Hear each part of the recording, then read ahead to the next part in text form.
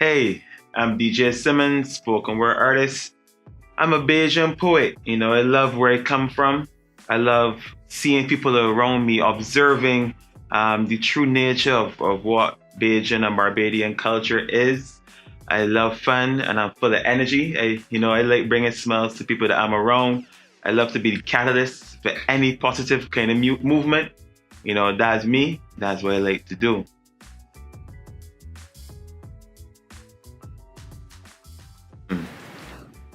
Spoken word artist. That's nothing easy, nothing normal. Spoken word artist is usually someone that is very good at communicating in the language. You know, um, there are some people that would say it's a musical genre. Some people say it's part of theater. I say it's a combination of both. And to me, there are various forms of spoken word artists, people who use language and communicate it in very charismatic ways. It's not just the person that you see on stage doing a poem, but spoken word artists could actually relate to people like pastors or politicians, teachers, even the man on the block that telling a story. They all have a way of very uniquely phrasing their words, different rhythms and pitches and flows to engage and entertain their audience and their viewers. And to me, all those kinds of people make up what a spoken word artist is. In my craft, and the people that I work with, we tend to do it with poetry, usually taking words not necessarily written for being read, but we write them where we expect to actually perform them so people can hear. So we think about different rhythms, different pitches, different tones, different powers in the word, so different words work with each other, how they marry with each other, so that we are able to broadcast this very entertaining and educational message to get across to our audiences. That's what I think a spoken word artist is.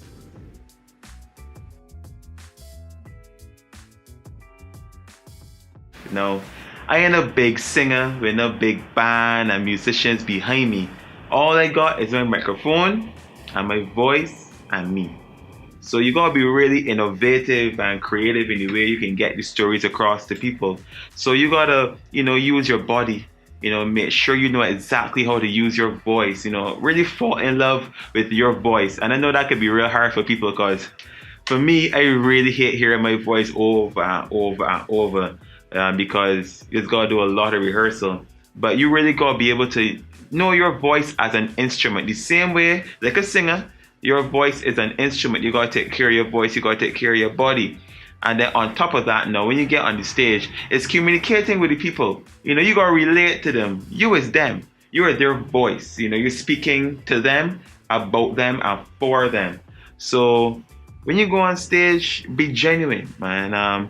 And it could be any stage, whether it's a stage in front of thousands and all the bright lights, or it could be in a corner in a small cafe, or it could even be in town in front of a shop, just communicating with people. You gotta make sure that you come genuine. Because when people see you, when people see the confidence you come in with about this particular story, this particular poem that you are sharing, they really got to vibe off of that genuine nature, you understand? You can't be there talking about how much money and how much cars you own and things like that. And that time you go on a pair of matched shoes and you understand, you catch your bus all the time. You don't got no money, big man. People don't know that. So, they got to be able to sense this genuine passion coming from you. And don't be afraid to be you, you understand? Like, do you. Find your own voice and do you. And you got to be able to find different ways in which to put different phrases and different words together that could really have good punchlines, but still got that underlying tone, you understand, that people could dissect it and think for themselves. There are times when they perform and the audience is completely quiet. At first I thought that the boy didn't like me. But then as I gain experience and I really analyze it, is that you got the people listening. They're there right in the palm of your hand, right? And they're just there waiting for the next word. And that's how you know that you got them, because at the end of the day, yeah, people can come singing some cover and stuff like that, and it can be really entertaining. But in my experience, people just always remember the poet. The poet is hit with the emotions, you understand, with the expressions that is really speak to you. And whenever you leave the event, it could be a luncheon, a big concert, graduation, whatever it is, people just always remember the spoken word artist because he was able to be very creative and innovative in the way how he broadcasts his message with just his voice and a microphone. Now, I love Barbados. I love Barbadian music. I love Barbadian artists. I love having the opportunity to work with any other artists out there. It could be poet, singer, musician, dancer, visual artist, whatever. I love collaborating with different artists. Myself and Adrian Green, we founded a company called Iron Sharper Iron about 10 years ago or so now, where we basically set a really nice stage, man, for upcoming poets to really sharpen their skills.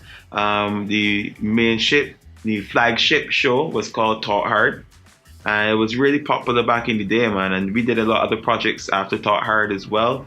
But really and truly, Taught Hard was a headquarters for us to really work with other poets and other lyricists who wanted to really take things professional and come across their art form in kind of a conscious way. So through Taught Hard, I was able to network with a beruffer other artists, man. Up to today, so many people off the top of my head that I can say that I've worked with. I've worked with Kite, Brian and JJ from Kite, Net 6, formerly Net 6, they're now Tumel Hill. Did a couple of shows with them. Obviously, I've worked with Adrian Green, plenty other poets, Davney Ellis, Kioma Malik, Justin Taylor, that's Raymond and Sun Rock, are their stage names. I've worked with Selena Dodson, that's Rebel Glam. Worked with Empress Zinga, my wife. We performed together numerous times. So many other people. Worked with Honey Jam, some of the Honey Jam artists. Jeez, Azman, can't forget Azman. Worked with Azman, love working with Azman. We performed live together. Oh Lord, Crystal Austin performed with her. A poet from Harlem, Kimani Mokaje. Worked with one of the baddest poets in Trinidad, Keegan Maharaj. Keegan, love Keegan, man. Big energy. Right now, currently working with a group, myself, Adrian, and Simon Pipe. We're called Iron Pipe, and that is a very fun project. More collaborations there, you know. And I love whether it's, and that's like performing, but I've also collaborated with others via writing. You know, I have a poem that is in a book by one of my friends, Robert Gibson. He is the master erotic writer. So I had a piece, and he really wanted it in the book. So I collaborate with other artists in the written word as well. Also in dance, you know, I've worked with a lot of different dancers. The same Mahalia Cummings from Tumel Hill, I really enjoy her stuff. I've worked with Melanie Hurley, really talented dancer. Shamika Walters, I've worked with her. Renee Blackman is incredible as well. John Hunt, worked with many dancers. Haynesville drummers, musicians, can't forget them. Really love working with them. Man, a lot of different people across Barbados, Tuck Band, everything. Damian Taylor from the Tuck Band, different DJs, all over the place. I just like to put myself in different arenas where we can collaborate and really find a different way of really working with each artist. Now, you can make a comfortable living in the arts, but you have to be very innovative. One of the first things people will tell you is to teach and them write. Not only does it, you know, bring in some income, but really and truly, it inspires you. It helps to give you different ideas that you can actually fit into your own work. Because I work with different agencies via storytelling and tutoring in creative writing and critical thinking. I've worked with Read to Me, which is an initiative from Arts Etc. That is Linda Dean and Robert Sandiford. I've also worked with Janelle Mitchell and her wonderful program called Smart Arts Room. Teaching is a way that you can bring in some extra income. And then writing, man, there's so many ways you can make money from writing. There's writing for magazines. You can write articles for websites. You can obviously write your own book, compile your book of poetry, short stories, a novella, novel, whatever it is. Write your stuff, get it published, and sell your work. That is not as easy as I just said it. I have 2 books, and I'm writing actually 2 more right now, finishing my third compilation of poetry. Then I'm going to be writing a book for young adults, like based on the Hardy Boys. But there's a lot of work after you finish, publish your book. You either self-publish it or work with a publisher. You really got to work on distribution. I mean, I spent a lot of hours, calling around, calling places that have different food marks and stuff like that, food courts. And I would just sit my table, put up a laptop, play some music, have a nice little display of my books, and actually some books and CDs from my friends as well. And I would sell my work, for like 12 hours in a day. I'm just set up and sell my work. Some days I would sell 1 book, some days I would sell 20. You never know what can happen. But you gotta be on the grind, it's hard. All of us would love to just decide, yeah man, I just want to get hired to perform at enough gigs during the week and that'd be good. But that don't always happen. It happens sometimes. Sometimes I will got like 3 gigs in a day, and it gotta be, going from place to place to place, and you're hustling but you're loving it because you're doing what you love. Understand? But then you could probably get 1 gig then for the next month. Money still gotta come in, it's still gotta be realistic. So it is possible to make a comfortable living off the arts, but you gotta be innovative, you gotta be creative. Outside of getting gigs to perform and making money, you still gotta give back sometimes, and maybe do some work in a couple of schools, give back the time, because you never know, them little children, they can grow up in the next couple of years. And let's say you go to a secondary school and you perform, and one of the fellas that day in the school that day, he decide the next 3 years, he decide he won't have a concert. He remember you. He go on, he get his sponsorship, he back in and stuff like that. And he's actually able then to bring you in to perform in a grand way. You never know who you can touch when you do certain things like that. So while I know a lot of us, we hate that word exposure, we gotta know the balance. We can't go and perform for everybody for free all the time, because we're professionals, we need to make a living. But there's still those things where you gotta give back a little bit, then you will get some back in return. But yeah, just gotta be innovative and be creative. But yes, don't let anybody tell you different. All you gotta do is hit the ground hard and grind, and you can make money off of art here. Obviously, being a spoken word artist in a country like Barbados, where the market is not grandiose like Europe or in America, it could be very challenging. You butt heads with a lot of people sometimes when you just want to get particular ideas out, But sometimes the limitations of this market and resources could really set you back. That's why you need a strong team around you, to help keep you motivated. But some of the challenges that I've faced, I come across so many people with talent. Barbados is not lacking in talent, for sure. But sometimes I have to say, the way how some of our administrative agencies work, some of the people that deal with managing everything really, they don't really see the artist as somebody that really and truly that important. Some people will probably pay the caterer before they pay the artist, or don't even expect to pay the artist, But we like food, so you gotta pay for the food. But the artist, man, he's just his hobby, that he's saying, so he need the money. So one of the challenges that I face a lot is really trying to break that mold and show people just how important art is. Personally too, at times you can really start to feel like, if man, this ain't making a sense, man. I am Barbados and people don't take me seriously. But then there was got those couple of times where you do some work for people that actually understand your work. And it helps then to actually cement and have a foundation for your worth and your belief in yourself. And then you say, yeah man, I worth the big bucks. I know what I could do. I put in the work. I can make it, So don't let nobody keep you down. Look at a lot of situations you might go to perform someplace, and people treat you real bad.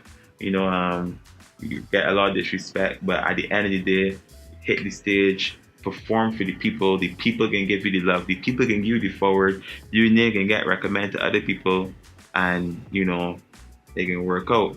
Another challenge has always been money, and money in different ways, where sometimes you might have other artists that may come and undercut you, and they might not even be knowledgeable of how they're doing it.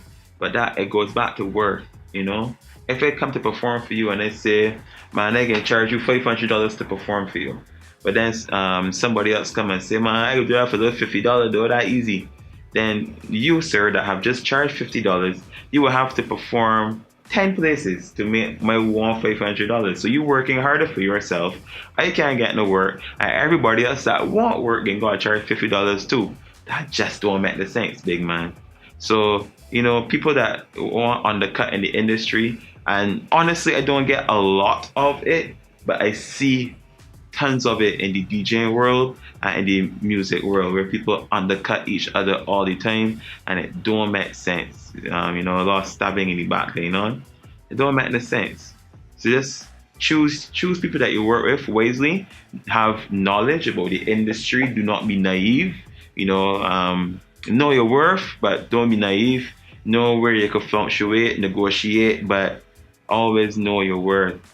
And then this doesn't just go for being a spoken word artist or in the arts. This is an entrepreneurial thing. Getting people to pay you. Oh Lord, you work hard for your money, you sign all the contracts, and then you just gotta sit down and beg. Oh Lord, when you can bring the check for me now? When the pass for the check? They tell me 2 weeks. Oh Lord, it's 2 months now. So that'll be a challenge, but that's a part of business. You kind of learn how to work with it. Some people around aren't the most professional, but a lot are. You just gotta pick and choose who to work with on the projects that you want to be around, and make sure you don't get financially frustrated. But honestly, I've been fortunate. I ain't gonna tell you, like, I've been very fortunate. I've had some really strong people in my camp. My wife, Empress Zinga, my brother from another mother, Adrian Green, my another brother from another mother, Simon Pike, my 5 core best friends that I had since she was 5 years old, my 3 parents. People don't be lucky enough to got 1 good parent. I got 3.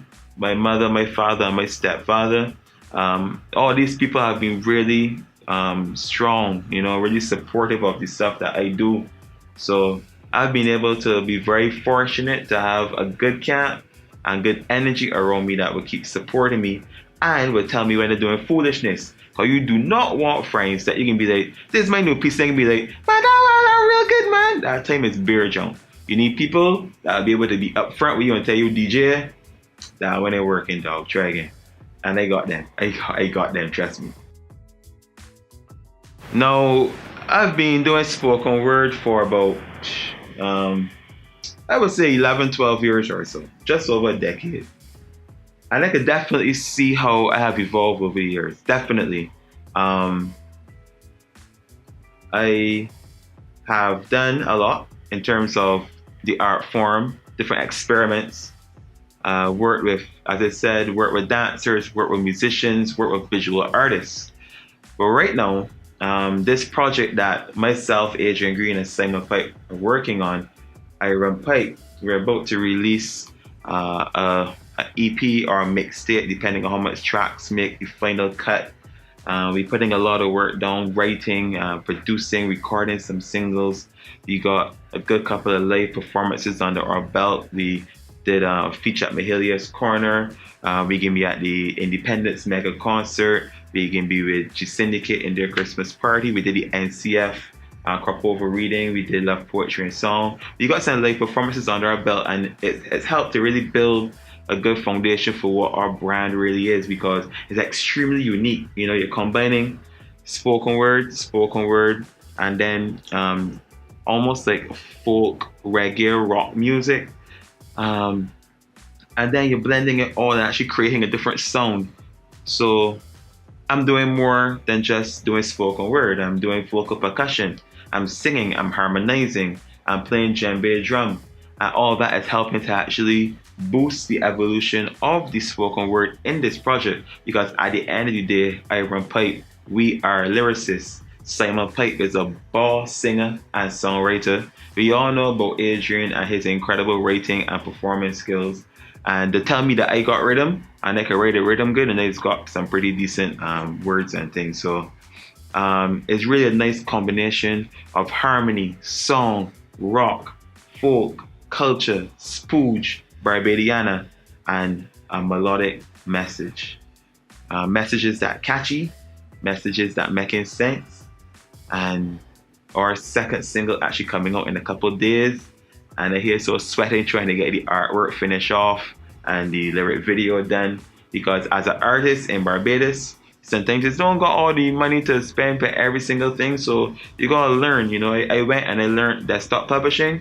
So I publish my own books. I do the graphic work on most of my projects. And I also taught myself a bit of, you know, intermediate video editing and video production. So you gotta do a lot of your stuff yourself, man. You know, once you're competent. If you can't get it, get to somebody else. That will tell you.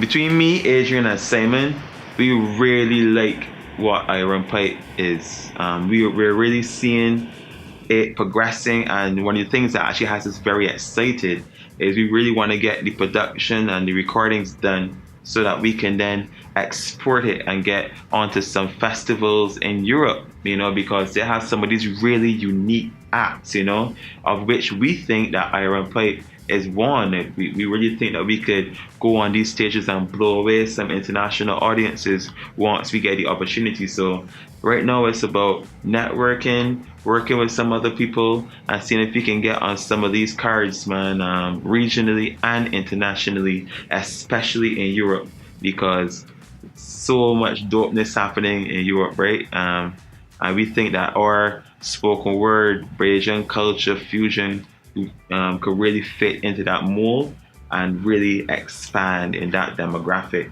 because we doing it with confidence. You know what we're doing. We studying hard, we working hard. This isn't a little, you know, thing. We doing it, we working, we putting in the work. Trust me. So Iron Pipe is what's next for DJ Simmons, and who knows what could work out, because right now Iron Pipe is a trio. We've worked with bands before, like Kayawe and Net6 / 2 Mile Hill. We like the full sound of the band behind the three of us as well. So, you know, stuff can happen, man. But for right now, definitely looking at that Iron Pipe project.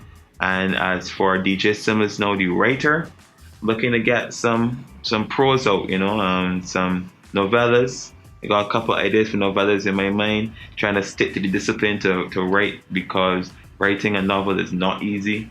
And as I said, I got a young adult novel coming out, because you gotta write some Bayesian stuff for the young people, man. Gotta keep the head of the book, keep the entertained and educated.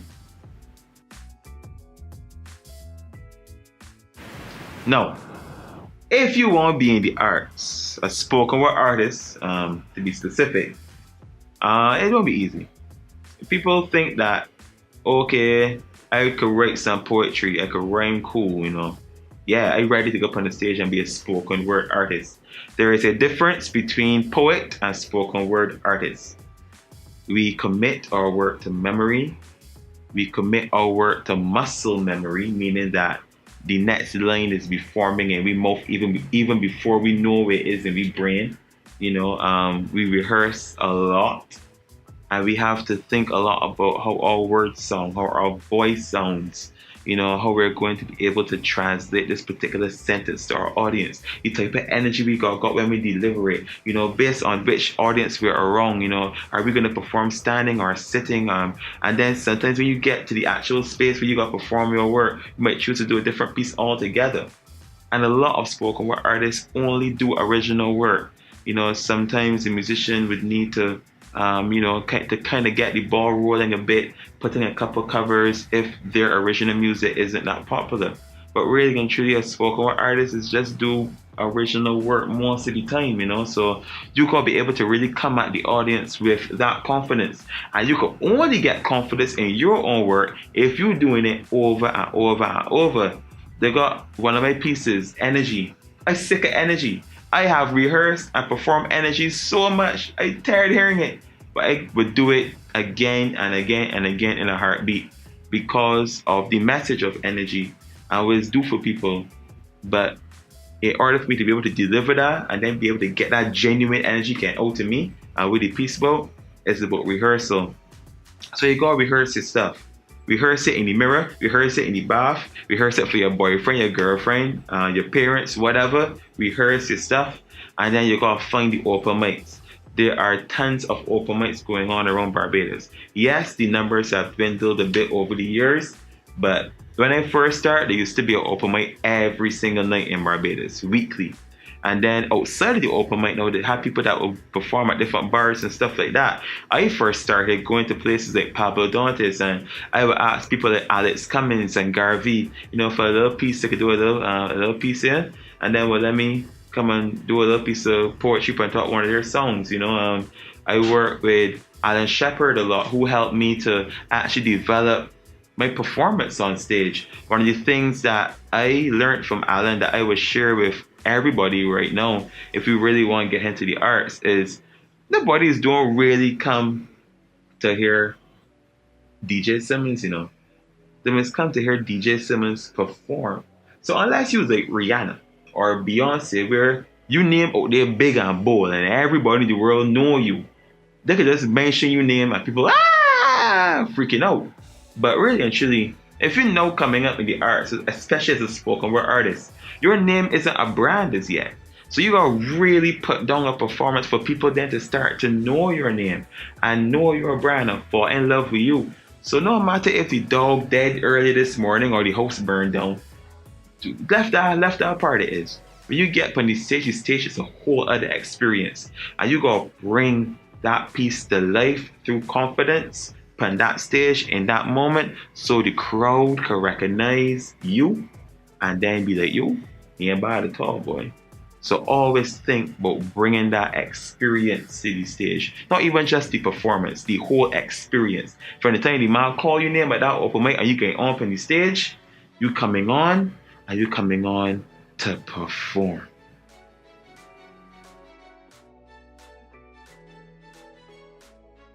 Alright, so as I told you, I love collaborating with Bajan artists, and Bajan music is really giving me some goosebumps sometimes, right? And a friend of mine, Gibbs Zidane from Asman, he wrote a piece on Facebook today about goosebumps and the music that's gave goosebumps. And that inspired this. And a friend of mine tell me, don't ever produce music unless it will give you goosebumps. And for that, I had to give you a fist bump because I just want to thump any cheesy chump who lyrics only leave her throat in a lump. To be blunt, track hard as Ranget, make my heart palpitate, my spirit vibrate. When I hear your verbal intake, my smile should be fake. I should be proud to dictate any food for your expressions plate. My skin should break out in bumps inspired by a golden goose when you let loose every caboose that feeding every soul with the truth. It was swear blind Zeus the thunderer was raining down bolts of power. The very vulgar negative energies that cover in fear under every sincere spirit and arrow you through. He who performs for forward is a coward, conforming to a mainstream that he borrowed, refusing to rap in a dialect that is natural or ride the rhythm that is cultural, making it even harder to define that word. We can't keep following a herd if we want to be heard.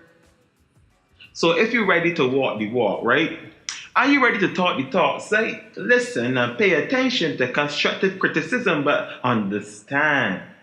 I ain't say to take on the haters, to hell with them. Use that energy that them bringing to catalyze that verse that you flinging. And once you feel good about what you doing, and you coming real and not mimicking, your performance will transform it to an experience. And you will see it when you look at the audience, because that my face can be pushed up and that one up there can be screwed up, but that's only because they don't know what to do with themselves. All the spirit could do is jump because they realize you are not no cheesy chump. The foot raised up, the fist ball up, and the skin got on goosebumps.